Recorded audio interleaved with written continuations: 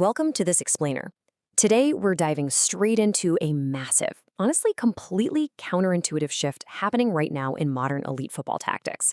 We're talking about a major paradigm shift at the absolute highest levels of the sport, one that's completely redefining how the best teams in the world attack and defend.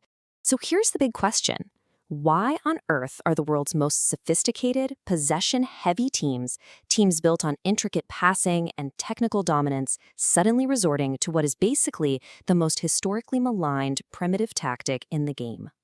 It sounds absurd, right? But to understand this evolution, we actually need to take a quick look backward. Section 1. The ugly tactic returns. For decades, the long ball carried this incredibly heavy stigma. You know the drill. It was viewed as a desperate measure for technically inferior teams that just lack the skill to pass through the midfield. Basically, a long ball is an aerial pass moving a huge distance, usually bypassing the midfield entirely, just to create a foot race or physical challenge for the striker. Interestingly, its statistical origins go all the way back to 1950s England with a former RAF wing commander named Charles Reap. He crunched the numbers and concluded most goals were actually scored within just a few passes.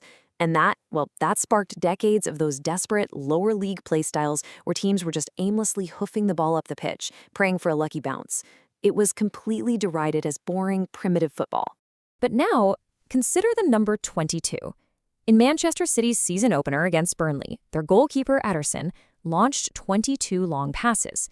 Just to put that into perspective for you, last season he averaged only 7.5 launched passes per game. That is a massive jump. And what's even crazier, his completion rate on these long passes actually jumped from 44.5% up to 54.5%. So a team managed by Pep Guardiola, the undisputed king of short passing possession football, is intentionally hitting the ball long. Why? Section 2. The high press era. Okay, to understand exactly what's forcing these elite teams to change their passing behaviors, we've got to look at the modern tactical landscape. For a long time, if a smaller team played a giant like Man City, they'd just sit deep in a low block to protect their goal. But, that just invited endless waves of attacks. So tactics evolved. Instead of sitting deep, teams now rely heavily on the high press. It's an aggressive strategy where a team pushes high up the pitch, often going totally player for player, to just suffocate the opponent's ability to build out from the back. They are actively hunting for the ball right near the opposition's penalty area. Yet, despite the high press being absolutely everywhere these days, the data tells a fascinating story. In the Premier League this season, the number of high turnovers, meaning winning the ball within 40 meters of the opponent's goal, has actually plummeted to just 11.5 per game. That is the lowest number in a decade. So think about it. If teams are pressing higher and more aggressively than ever before, why are they winning the ball less? Section 3. The cost of pressing. Well, it comes down to a severe tactical vulnerability in the high press, and this perfectly explains that massive drop in turnovers. Let's walk through it step by step. First, the defending team pushes all their players high up the pitch to press. Simple enough. Second, to actually make this work, their defenders have to lock into really tight man-to-man marking against the forwards. Third, because literally everyone is pushed up, this massive empty space opens up right behind the defensive line. And finally, step 4, the team with the ball just hits a targeted long ball over the top, totally bypassing the press and exploiting the isolated one-on-one matchup.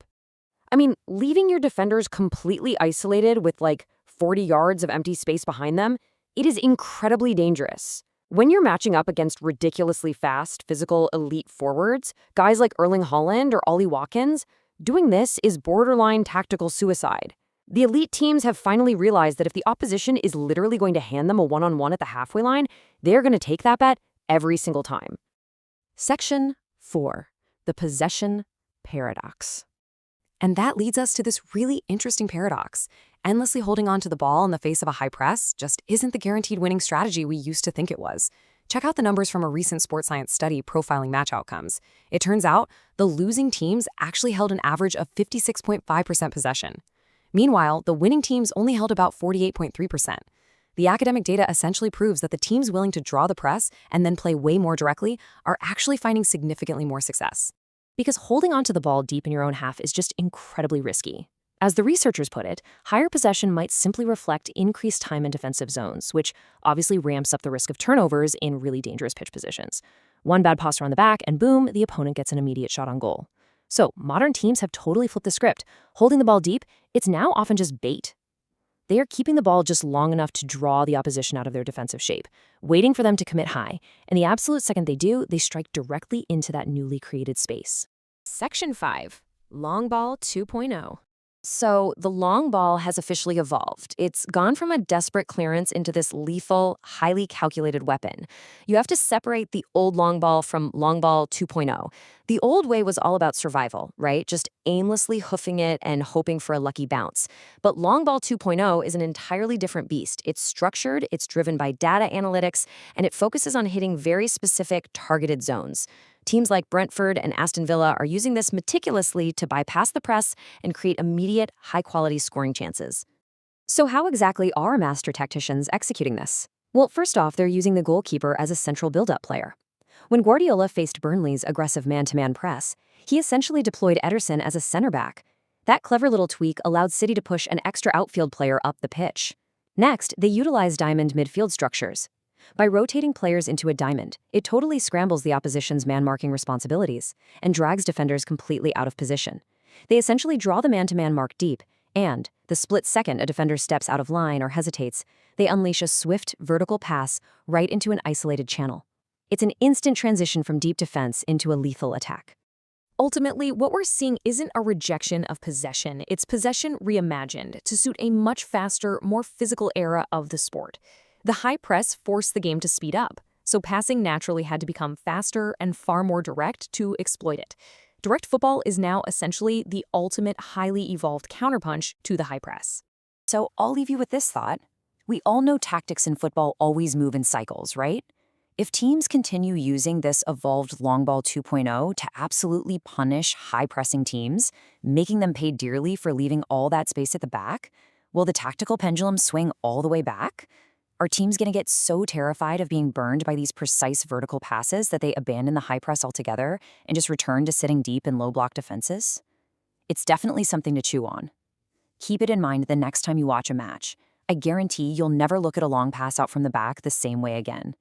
Thanks for joining me on this explainer, and keep learning.